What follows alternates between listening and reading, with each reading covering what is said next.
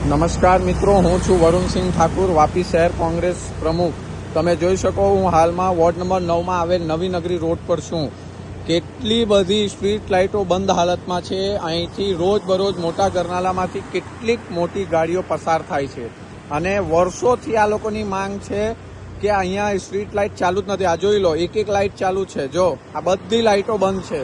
અહીંયા ચોરીના બનાવ બનશે, લોકોના ઘરના અને મહિલાઓનો ચેન તોડી જશે ચોરો. આ જોઈ શકો છો, મારી ગયા તાલુકા સ્વાગતમાં અરજી હતી.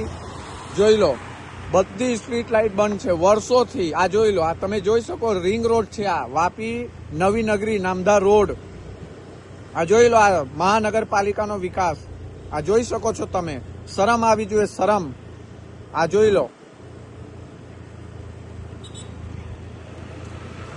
આ જો નવી નગરીનો આ ટર્નિંગ, આ નામધાનો રોડ.